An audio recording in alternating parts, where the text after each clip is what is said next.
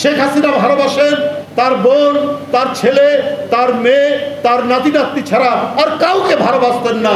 এই কারণে তার গোপালগঞ্জে বাড়ি, তার ঢাকা শহরে সুধা ভবন সব থাকার পরেও নির্লজ্জের মতো পূর্বাচলের ৬০ কাঠা জায়গা নিয়েছেন জয়ের নামে, পুতুলের নামে, নাতনির নামে, তার ভাগ্নার নামে, সবকিছু তাদের নামে। তাই বন্ধুরা আমার, ও নিজেকে ছাড়া আর কাউকে ভালোবাসতো না। আর দলের কিছু লোক যাদেরকে অবাধে সুযোগ দিয়েছিলেন টাকা পাচার করতে, লুট করতে, দুর্নীতি করতে, এবং এই লুটেরারা এই প্রচণ্ড জনতার ক্ষোভের মুখে তাদেরকে চলে যেতে হয়েছে। এই জন্য শেখ হাসিনা এখনো নিজেকে সামাল দিতে পারছেন না। যখন তখন পার্শ্ববর্তী দেশ থেকেই উলট পালট কথাবার্তা বলছে।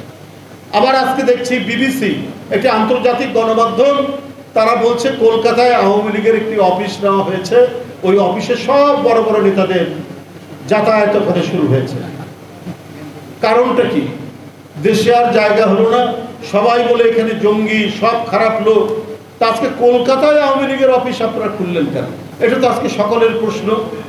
যে আপনি নিজের কথাই বলতেন জনগণ আপনাকে সাপোর্ট করে, এত কিছু করে, তাহলে আজকে আপনি পালিয়ে গেলেন কেন? বেগম জিয়া পালায়নি, তারেক রহমান পালায়নি, বিএনপির এত নেতা এত অত্যাচার সহ্য করেছে, এত মিথ্যা মামলা, এত নাশকতার মামলা, এত ধরনের নিপীড়ন, নির্যাতন আর উৎপীড়নের মধ্যেও এই মৃত্তিকা, এই মাটি, এই নদী, এই বৃক্ষ, এই বাংলার মানচিত্র ছেড়ে কেউ যায়নি, কেউ পালায়নি।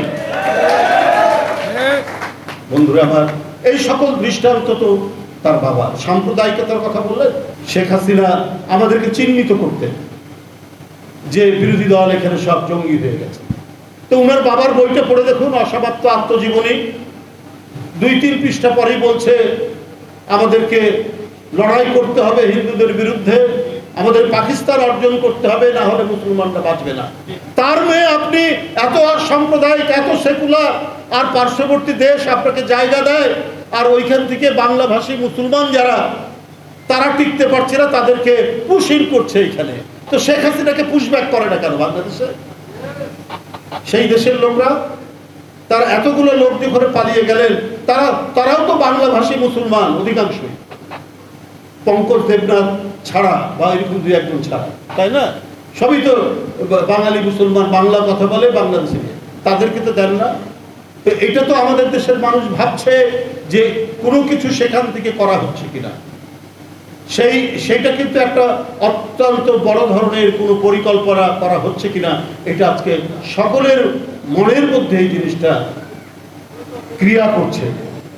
যে একজন মেজর ধরা পড়ছে, সে আওয়ামী লীগের কর্মীদেরকে প্রশিক্ষণ দেবে, এইরকম নাকি আরো আছে। তো এই ঘটনাগুলো কিসের? কলকাতায় কার্যালয় আর বাংলাদেশের ভিতরে এই সমস্ত ঘটনার যে যোগসূত্র নেই তা বলা যাবে না। মাস্টার মাইন্ড হয়ে শেখ হাসিনা সেইখান থেকে বাংলাদেশ বিরোধী কার্যকলাপ শুরু করেছে।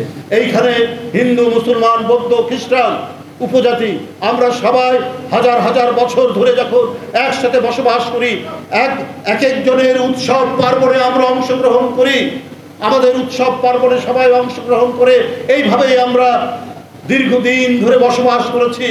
আমাদের সেই মহিমান্বিত বসবাস, আমাদের সেই আনন্দঘন বসবাসের মধ্যে শেখ হাসিনা কালিমা লিপ্ত করে আমাদেরকে বিভাজন করার চেষ্টা করেছে।